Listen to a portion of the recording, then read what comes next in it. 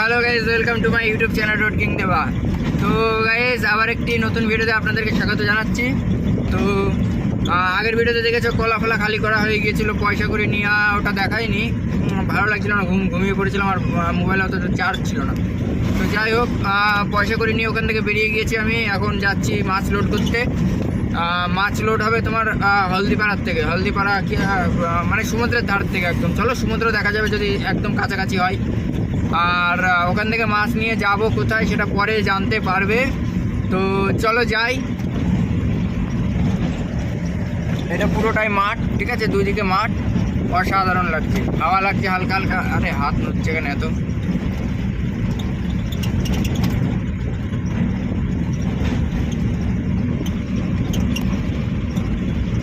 ভাই আজকেও লং ট্যুরে যাচ্ছি, লং ট্যুরে মানে চেনাশোনা জায়গায়, কিন্তু অনেকটা দূর, এখান থেকে অনেক লং হচ্ছে, ঠিক আছে। প্রায় 800 কিলোমিটার রাস্তা আজকে একা জার্নি করব, কারণ কালকে জার্নি করে এসেছি 500 কিলোমিটার। আজকে আবার এখান থেকে লোড করলে 800 কিলোমিটার একাই জার্নি করব। তো চলো আমাদের ওখান থেকে কাউকে নিয়ে যায় নাকি দেখবো। একজনকে বলেছি যদি যায় তো ভালো, না যায় তো একাই চলে যাবো, অসুবিধা নেই। কারণ আমার আজকে লোড করবো রাত্রিবেলায়, আজকে সারা রাত যাবো, কালকে সারাদিন যাবো, কালকে রাত্রের মানে ভোরে মার্কেট, ঠিক আছে। আমার অত চাপ নেই। 800 কিলোমিটার রাস্তা, দুদিন টাইম, একদিন দু রাত টাইম, তো অসুবিধা নেই। 36 ঘন্টা টাইম আছে, মানে দেবে আর কি। ওরা বললো যে 36 ঘন্টা টাইমের মধ্যে তোমার পৌঁছাতে হবে। আমি বললাম ঠিক আছে, অসুবিধা নেই, পৌঁছে যাবো। তো চলো যাওয়া যাবে। ভাই সাহেব দেখো, বড় বড় সব ট্রলার এইগুলো, ঠিক আছে, এইগুলো দিয়ে মাছ ধরে সব, বুঝতে পারলা? এইগুলো সব বড় বড় সব ট্রলার, এইগুলো দিয়ে মাছ টাছ ধরতে যায় সব। তাই বলি সব কি করে, হ্যাঁ, রাস্তা ছোট রাস্তা, সব তো দেখায়নি, ওই দেখো সব বড় বড় ট্রলার, দেখেছো? তো চলো পরে দেখাবো। তো গাইজ এটা হচ্ছে সুন্দরবনের নদী, সে মাতলা নদী বলে, সেই নদী। তো এই যে সব ট্রলারগুলো সব দাঁড়িয়ে আছে, ওর ভেতরে সব মাছ ধরতে যাবে। এটা ভেঙে চুরে গিয়েছে। তারপরে এইদিকে আছে, এই দেখো ট্রলার, সব বড় বড় ট্রলার। এইসব ট্রলারে করে সব চলে যাবে গভীর সমুদ্রে। এটা সমুদ্রের সাথে মিশবে গিয়ে, ঠিক আছে, মাতলা নদী। ওইগুলো ম্যানগ্রোভ, এই যে এই ঝোড়গুলো, এইখান থেকে সব মাছ টাছ সব এইখান থেকেই এই ট্রলারগুলো করে নিয়ে আসবে, নিয়ে এসে এইদিকে সাপ্লাই করে আমাদের গাড়িতে করে নিয়ে যাবে। এই যে সব এইদিকে প্যাকিং হচ্ছে এখন, ওই যে। তো চলো ওইদিকে কি দেখাচ্ছি, সব প্যাকিং কমপ্লিট। এগুলো এই যে এগুলো সব প্যাকিং হচ্ছে, সব গাড়ি লেগে গিয়েছে, সব লোডিং হবে। এই যে এগুলো সব প্যাকিং হয়ে আসছে, সকালে সব কিনা থাকে। এই যে আমার গাড়ি, এগুলো সব প্যাকিং হয়ে আছে, ওই যে প্যাকিং হয়েছে, বরফ ভাঙছে সব। তো চলো একটু ঘুমিয়ে নিই, তারপরে আবার পরে কথা হবে বিকালে। তো ভাই ঘুম থেকে উঠে পড়েছি, মানে এত পরিমাণে ঘুম লেগে গেছিলো, শোয়ার সঙ্গে সঙ্গে আমি ঘুমিয়ে পড়েছিলাম, ঠিক আছে। মানে গরমও লাগছে, দেখেছো, ফ্যান চলছিল তবুও গরম লাগছে, হ্যাঁ। তো গাড়ি ছেড়ে কোথাও যাইনি, আমি গাড়িতেই ছিলাম, তো সেই কারণে হয়তো গরমটা লাগছে, এই কাজ বন্ধ করা। তো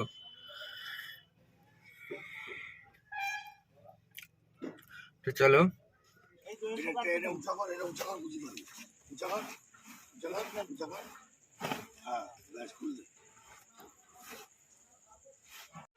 তো গাইস আমি বেরিয়ে গিয়েছি লোড করে।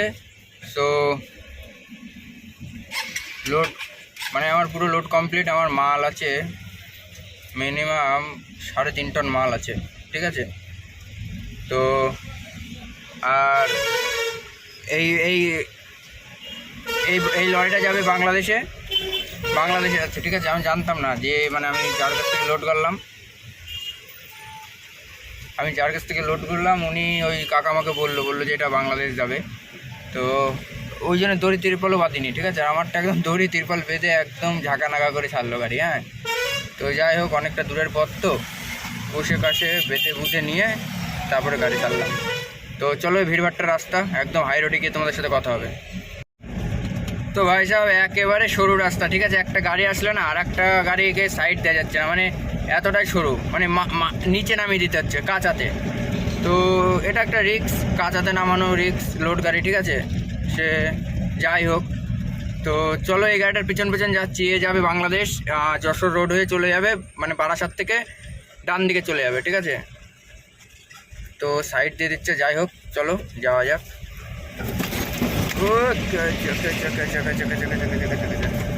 তো যাই হোক সাইড দিয়ে দিল, অনেকক্ষণ ধরে পেছনে আসছিলাম, ওকে আমি বারণ করে মানে সাইড দেওয়ার জন্য বলিনি, ঠিক আছে।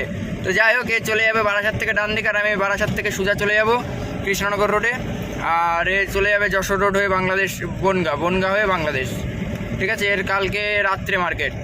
তো যাই হোক যাক, আমার পেছন পেছনে আসছে, আসুক, আমি একটু টেনে টুনে চলে যাই, তেলটা বাঁচবে, গিয়ে ওই বটারে গিয়ে তেল ভরবো। তো চলো যাওয়া যাক।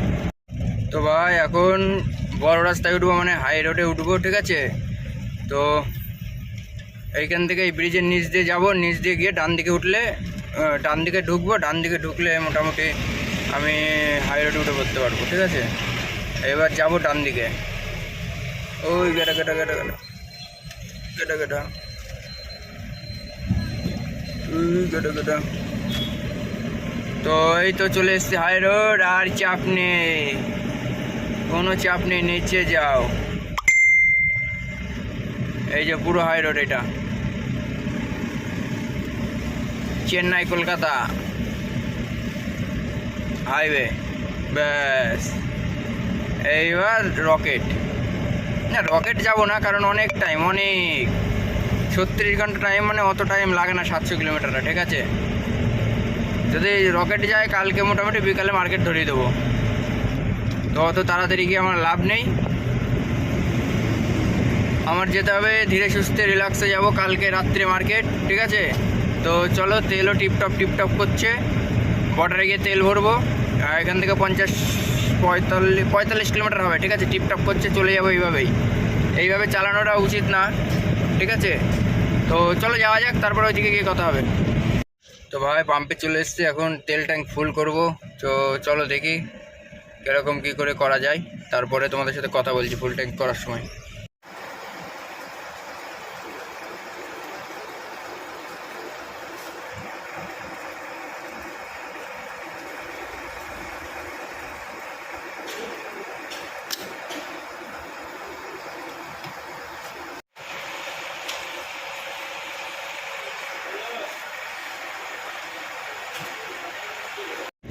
সো গাইস ফুল ট্যাঙ্কি করা হয়ে গেল, ওই যে আমার তেল ট্যাঙ্কি ফুল, মানে একটা দাগ উঠছে না কেন কি জানি।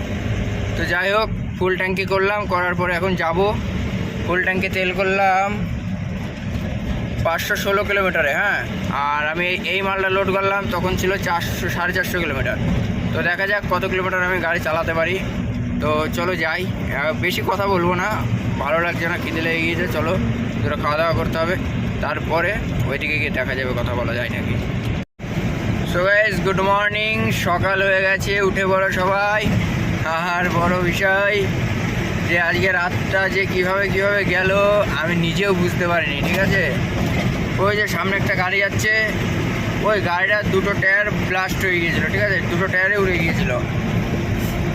তা আমার একটা ওইখানে একটা যেখান থেকে মাছ লোড করলাম, একটা ওখানে একটা দাদার সাথে পরিচয় ছিল, ঠিক আছে, আগে থাকতে।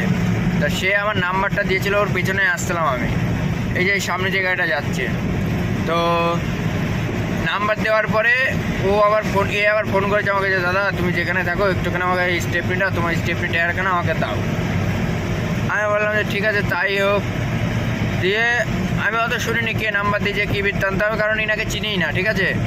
তো যাই হোক ওনাকে স্টেপনি টায়ারটা দিলাম, দিয়ে উনি আসলে এত দূর তোমার কী বলে বৌদ্ধবাটি অব্দি এসে উনি আবার আমাকে টায়ারটা দিয়ে দিল, ঠিক আছে।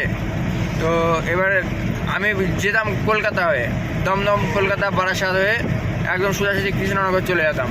তো উনি বললো যে ভাই ওই দিক দিয়ে টায়ারটা নিবা তুমি, তা ওই দিক দিয়ে চলো, ওই দিক দিয়ে গিয়ে তুমি টায়ারখানা নিয়ে তারপরে ওই দিক দিয়ে চলে যেও, ওই দিক দিয়ে গিয়ে শান্তিপুরে ওই রাস্তায় উঠো।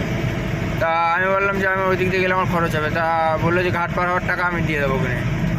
তা সেই জন্য আর পেস যাচ্ছি, বলাগড় ঘাট পার হয়ে রানাঘাট উঠবো, রানাঘাটের ওখান থেকে একদম সোজা চলে যাবো পুলিয়া হয়ে তোমার বাতগুল্লা হয়ে একদম সোজা আমাদের বাড়ি। তো চলো দেখি কতদিন কী হয়, মোটামুটি 9টার আগে যদি পৌঁছাতে পারি তো যাবো, নাহলে যাবো না, বাড়ি টান এদিক দিয়ে মেরে দেবো। তো চলো যাওয়া যাক। তো ভাই সাহেব চলে এসেছি গুপ্তিপাড়া ঘাটে, ঠিক আছে।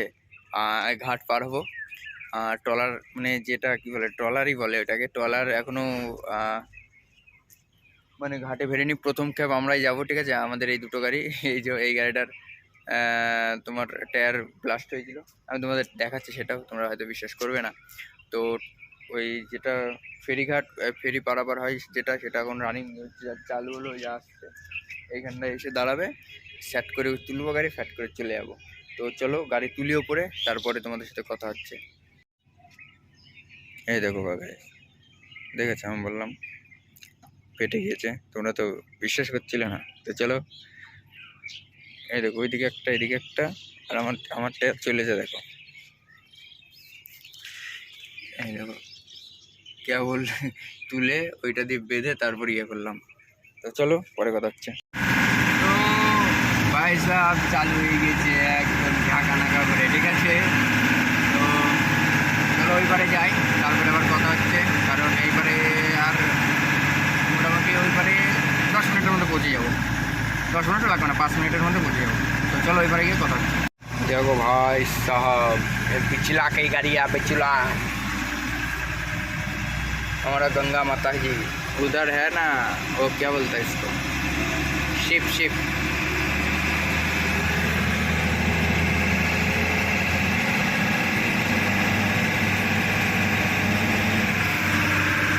এই হচ্ছে পরিস্থিতি। তো চলো পরে কথা হবে। তো ভাই সাহেব চলে এসছে আমাদের একদম কৃষ্ণনগরের কাছে, মানে শান্তিপুর পেছনে পার করে আসলাম, এবার 4 লেনে উঠলাম, ঠিক আছে। এইখান থেকে মোটামুটি 30 কিলোমিটার যাব, তারপরে কৃষ্ণনগর, ওখান থেকে 13 কিলোমিটার যাবো আমাদের বাড়ি। এবার বাড়ি যাবো, বাড়িকে স্নান খাওয়া দাওয়া করে 1 ঘন্টা 2 ঘন্টা ঘুমাবো, ঘুমিয়ে নিয়ে গাড়ি ছেড়ে দেবো, ঠিক আছে। দিনে দিনে ডালখোলা অব্দি যেতে পারি, তাহলে আমার আর চাপ থাকবে না, কারণ ঘুমের ব্যাপার আছে, তো অনেক করার জায়গা, ঠিক আছে। তো চলো যাই। তো গিয়ে ওইদিকে গিয়ে কথা হচ্ছে, কৃষ্ণনগরের ভেতর দিয়ে যাব না আউটসাইড দিয়ে যাব, সেটা আমি যাই ওখানে, তারপরে ভেবে চিন্তে দেখবো, কারণ এখন জাম ঝঞ্ঝাট হবে। সকালবেলায় 9টা কটা বাজে এখন, তারা বলছে এখন মনে হয় 7:15 বাজে, 7:15, তাই তো। তার মানে রেলগেট পড়বে, তাহলে এই পাশ দিয়ে যেতে হবে, ঠিক আছে, চার্জ হয়ে। তো চলো যাই, কৃষ্ণনগরে গিয়ে একবারে কথা হবে। তো ভাই সাহেব দেখো রাস্তা হবে, রাস্তা দেখেছো, সব একদম টাউন করে ফেলবে, টাউন টাউন কাঁচামাল আছে, টাউন করে ফেলবে, ঠিক আছে।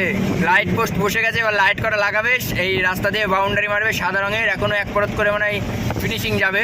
তো তারপরে একদম কনফার্ম। তো ভাই সাহেব এই লাইট পোস্ট নেই করে 5 কিলোমিটার হয়ে গেল, এখনও শেষ হচ্ছে না, ঠিক আছে। তো ভালোই বড়, মানে ভালোই এলাকা জুড়ে করেছে, হ্যাঁ।